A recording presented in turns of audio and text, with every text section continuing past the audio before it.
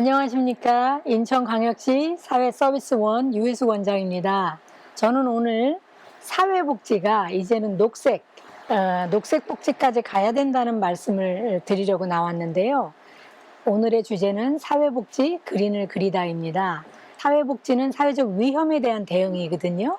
근데 이제는 새로운 위험이 등장했어요. 코로나라는 위험인데 그런 새로운 위험에 대해서 살펴보고 그 위험에 대해서 우리는 어떻게 맞서 싸울 것인지, 그 해답은 사회복지가 그린, 즉 녹색복지로 확장해야 된다는 말씀을 드리겠습니다. 첫 번째로 사회복지란 무엇일까요? 사회복지는 사회적 위험에 대한 공적 개입입니다. 즉 시민들이 겪는 사회적 위험, 질병이나 또 소득이 없는 것 등등의 생존의 위험과 관련된 것을 공적으로 개입하려고 하는 철학이자 실천이라고 할 수 있겠습니다. 사회복지는 빵과 장미를 주는 것이다. 1908년 3월 8일 미국 그 여성 섬유 노동자들이 시위를 했는데요. 우리에게 빵을 달라, 그리고 장미도 달라, 이렇게 얘기를 했어요. 한마디로 말하면 빵이 생존이라면 장미는 실존, 인간으로서의 어떤 권리, 권력, 사람답게 살아갈 수 있는 그런 조건까지 함께 달라라는 주장인데요. 제임스 오펜하임의 시를 보면 영혼은 작은 예술과 사랑과 아름다움을 알았다. 우리에게 빵을 달라. 그러나 우리에게 장미를 달라라고 얘기했어요.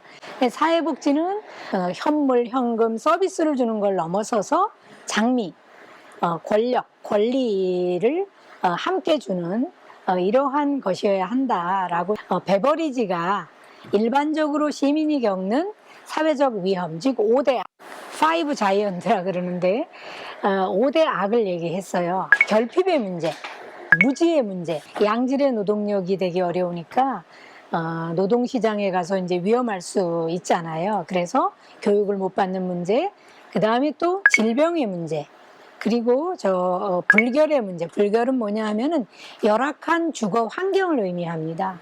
그럼 상당히 위험하잖아요. 그 다음에 이제 나태, 축 처져 있는 거예요. 왜? 일이 없으니까. 그래서 일반적으로 사회복지는 저렇게 5가지 사회적 위험에 대응했는데요. 소득이 없는 거, 교육 못 받는 문제, 질병의 문제, 또 주거 환경의 열악성의 문제, 그리고 일이 없어서 무의의 상태로 있는 이러한 5가지 위험에 대응해 왔습니다. 그런데 이 위험에 대한 대응도 처음에는 개인이 했어요. 가족이 했죠. 그러다가 개인과 가족의 힘이 약하니까 마을이 같이 저 위험들을 막아줬던 거예요. 그런데 그러다가 개인과 가족과 마을이 사적으로 민간의 힘으로 하기엔 너무 어려웠던 거예요. 그래서 이제는 국가가 나서야, 또 시민들이, 마을 시민들만이 아니라 국민들이 함께 서로 협동해야 이렇게 저런 점점 심화되는 위험을 막을 수 있다 해서 국가가 튼튼히 막아주는 이러한 상태까지 된 것이죠. 이게 바로 복지국가의 탄생입니다. 그래서 일반적으로 복지는 시민들의 위험에 대해서 국가가, 국민들이 함께 자각하고 연대해서 막아낸 이러한 것의 산물이라고 할 수 있고요. 거기에 핵심적인 것은 바로 뭐냐면 시민입니다. 시민이 저 사회적 위험에 대해서 어떻게 인식하느냐에 따라서, 그리고 그것을 얼마나 지지하느냐에 따라서 정책이 달라지고 시스템이 달라지고 국가의 하나의 형태가 달라진다고 볼 수 있겠습니다. 그래서 일반적으로 복지국가는 시민들이 저 위험에 대한 인식과 태도가 아주 심오해요. 그래서 위험이 나오는 원인들을 현상적인 것뿐만 아니라 본질적인 위험까지도 같이 보게 됩니다. 그래서 그 본질의 위험은 맨 끝에 어디에서 오냐 하면 자본주의, 즉 우리가 인본주의, 사람이 본질이 아니라 자본주의, 자본이 본질인 그런 세계에 살고 있잖아요. 그래서 일반적으로 저 자본주의를 이제 키클롭스에 비유를 한다라는 거예요. 키클롭스는 눈 하나밖에 없는 거인인데 이 눈이 돈만 보고 가는 거죠. 이윤과 성장과, 즉 자본을 향해서 막 앞만 보고 달려가서 돌진적 근대화, 외눈 거인의 무한 질주, 이것을 오늘날의 사회 자본주의라고 얘기를 하는데, 그런데 이렇게 자본을 향해서 돌진적으로 달려가는데 돈만 있으면 자본만 만들어지면 얼마나 좋겠어요. 근데 동시에 잠재적 부수 효과가 함께 파생합니다. 그것이 바로 뭐냐면 위험이라는 거예요. 그래서 자본주의는 위험을 관리하거나 억제할 수 있는 구조가 아니라, 즉 자본이 양산되는 과정에서 위험도 함께 양산될 수밖에 없는 그런 구조라는 거예요. 그런데 울리히백이라는 학자가 뭐라 그랬냐면, 오늘날은 그렇게 해서 파생된 위험이 무한질주를 했을 거 아니에요. 이제 외눈 거인이 그 과정에서 위험을 뿌렸는데, 이제는 더 이상 그 위험을 관리할 수 없는 수준에 이르렀다. 그래서 오늘날의 사회를 위험사회다, 리스크 소사이어티라고 하고요. 언제 터질 줄 모르는 화산을 우리는 깔고 앉아 있다, 이렇게까지 얘기를 합니다. 따라서 위험사회는, 위험은 민주적이다, 누구라도 예외일 수 없고 언제 터질지 모르고, 그 다음에 계급적이다. 이것은 위험이 차별화된다라는 거예요. 우리가 코로나라는 위험이 같이 와도 어떤 사람에게는 위험이 그래도 좀 덜 몰리고 예방할 수도 있고 어디 피해갈 수도 있고 뭐 이런데, 어떤 사람한테는 아주 많이 몰린지요. 이게 바로 계급화된다라는 거고, 그 다음에 뭐냐면 이 위험은 또 피해자만 있지 가해자가 누군지 알 수 없습니다. 그리고 고도의 전문성이 있어야 이 위험의 원인이나 어떤 피해를 입힌 사람, 즉 가해자가 누군지 입증이 될 수 있는데, 입증하기 어려운 연관성이 있다라는 거죠. 그래서 열심히 입증을 했어요. 그런데 또 어떠냐 하면, 위험사회의 또 다른 특징인 위험은 무책임성이 제도화됐기 때문에 위험의 어떤 책임을 어디다 물을 수가 없다라는 거예요. 위험에 처한 피해자만 남게 되는 이런 형국이라는 거예요. 이게 바로 오늘날의 이제 위험사회의 특징인데, 똑같이 우리는 다 자본주의에 살고 있잖아요. 저 키클롭스처럼 자본을 향해서 앞만 보고 막 가면서 동시에 계속 위험을 뿌려내는, 그래서 이제는 언제 터질 줄 모르는 위험의 화산을 안고 있는, 화산을 깔고 앉아있는 이런 형국인데, 똑같이 그런 상황에서 복지국가는 어떻게 했냐 하면, 역시 시민이 관건이라 그랬잖아요. 시민들이 이 위험이 계속 만들어질 수밖에 없는 상황에서 우리는 어떻게 할 것인지에 대해서 위험을 둘러보고, 그 위험을 어떻게 대응해야 될지 함께 토론하고, 더 안전하고 그런 세상에 대해서 같이 상상하면서 길을 찾아갔다는 거예요. 그래서 저는 이러한 시민들의 힘을 오디세우스와 그 병사들의 사례로 얘기를 할 수가 있는데, 저 키클롭스, 눈 하나밖에 없는 자본주의를 상징하는 거인에게 오디세우스와 병사들이 잡혔단 말이에요. 너무나 키클롭스는 막강해서, 거기다가 또 저 깜깜한 동굴 속에서 큰 바위로 막아놓고, 그래서 저 병사들이 어떻게 할 수가 없는 거예요. 그 위험 앞에 질려있고 이랬을 때 그냥 운명이라고 받아들이거나 어쩔 수 없이라고 체념하는 게 아니라, 오디세우스와 그 병사들은 우리가 어떻게 이 위험을 해결할 것인지 함께 모여서 토론하고 길을 찾아냈다는 거예요. 그래서 낸 아이디어가 뭐냐면, 눈을 찌르자. 네, 그래서 키클롭스를 잠들게 하고 술을 먹여놓고 기분 좋게 하고, 그 다음에 뭐예요, 저렇게 가서 눈을 탁 찌릅니다. 그러니까 키클롭스가 너무나 놀래서 이놈들 내가 가만 안 놔둘 거야 하면서 막 난리를 치는데, 그때 손뼉을 쳐서 꽉 막힌 그 동굴, 그 바위 문을 밀게 해서 그 위험으로부터 빠져나온 사례가 오디세우스의 한 사례인데, 제가 이 말씀을 드리는 이유는, 자본주의는 저렇게 눈 하나밖에 없는 거인이 앞만 보고 달려가는데, 복지국가의 시민들은 어떻게 했냐면, 너무 돈만 보고 달려가는 저 눈을 찌르자. 그래서 웬만한 거는 다 알아서 해결을 하더라도 최소한의 시민들이 공통적으로 겪을 수 있는 저 5가지 위험, 저 정도는 가족에게 또 경쟁을 통해서 해결하려고 하지 말고 시민들이 같이 협동해서 저 위험을 해결하자. 이게 바로 저 베버리지 리포트에 나오는 이 그림이거든요. 그래서 눈을 찔러서 어느 정도 위험을 좀 이렇게 완화시키고 위험에 대비한, 이것이 바로 복지국가의 사례입니다. 말씀드렸다시피 이것이 그냥 나온 게 아니라 열심히 위험을 살펴보는 사람들이 있었어요. 찰스 부스나 이런 사람들이 사회조사를 했고, 또 웹부부 같은 사람들은 그 위험을 보고 어떻게 저 위험을 해결할 것인지 정책 보고서도 만들어내고, 그리고 베버리지 같은 사람도 웹부부가 1909년에 저 위험을 살펴보고 소수파 보고서를 만들 때 연구 보조원이었어요. 그 조사원이었죠. 그런데 웹부부가 만든 보고서는 베버리지가 만든 아까 그 그림에 나오는 저 보고서만큼 같은 그 취지로 주장을 하는 거예요. 최소한의 시민들이 겪는 위험, 소득의 문제, 교육의 문제, 건강의 문제 등등은 국가가 나서고 시민들이 협동해서 하자라고 한 제안서인데, 그것은 제 보고서에 그치고 정책이 안 됐어요. 왜? 시민들이 동의하지를 않았던 거예요. 아니, 왜 가난은 나라도 구하지 못하는데 왜 자기들의 문제를 자기들이 게을러서 뭔가 부주의해서 위험에 처한 것을 왜 우리가 같이 해야 돼? 시민들이 냉소적이었기 때문에 그냥 하나의 보고서에 그쳤어요. 그런데 다시 이제 2차 세계대전이 났죠. 한 30여 년이 흘러서.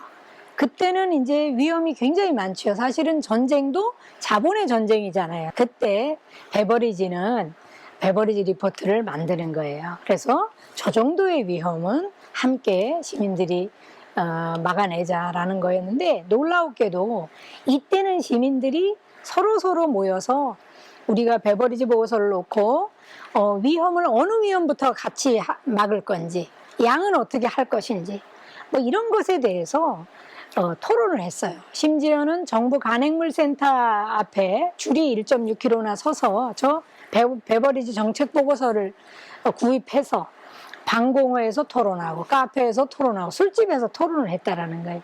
그리고 그러한 베버리지의 저 제안을 해주겠다라고 하는 사람을 뽑았어요. 그게 바로 노동당이죠. 처칠은 전쟁 영웅이었는데 집권당이었고 저 베버리지 보고서에 관심이 없었던 거예요.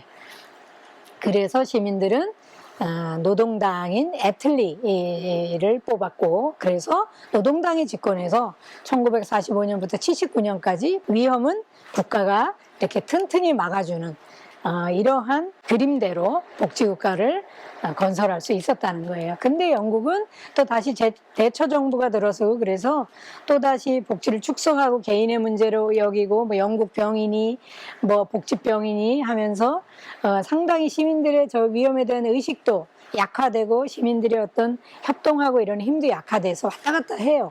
근데 이걸 그대로 지키는 나라가 있어요. 그게 어디냐 하면은 스웨덴이죠. 스웨덴은 복지국가 하면 대표적인 나라인데, 스웨덴은 왜 이것이 유지되냐 하면 시민들이 저렇게 일상적으로 모여서 위험에 대해서 학습하고 토론하고 실천하고 더 안전하고 더 풍요로운 세상을 위해서 상상하는 그런 시민들의 소모임, 그 동아리가 있는데요. 그 동아리에 1개 이상 가입해서 활동하는 시민이 성인 인구의 70% 이상이라는 거예요.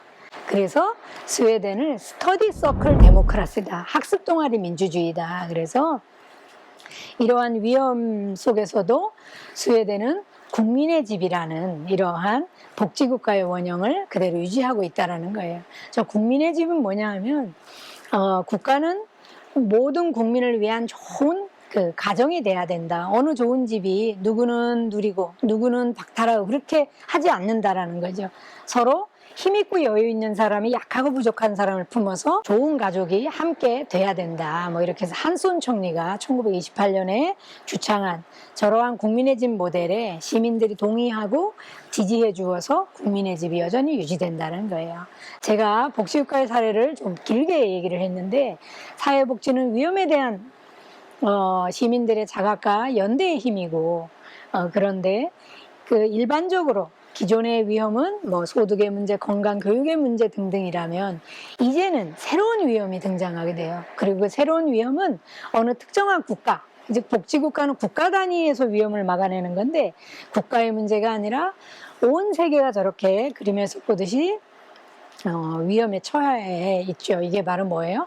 코로나19 이런 위험인데, 이것이 그냥 만들어진 게 아니라 뭐 사스라든지 메르스라든지 뭐 신종플루 등등 뭐 계속 이어지는 그러한 위험이 지금 또 생기고 있다라는 거예요.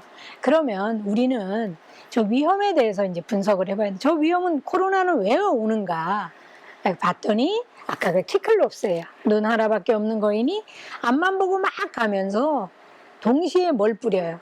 위험을 뿌린 거예요. 그래서 자본의 이익을 위해서, 이 성장과 이윤을 위해서 자연을 착취하고 인간을 착취하고 동물을 착취해서 만든 부설, 그러니까 배설물이 바로 위험이라는 거예요. 조금 더 다르게 말씀드리면 돈을 만들기 위해서 생태계를 파괴하죠. 즉 아프리카 밀림 같은 거를 막 파괴를 해요. 그러면 서식지를 잃은 야생동물들이 어때요?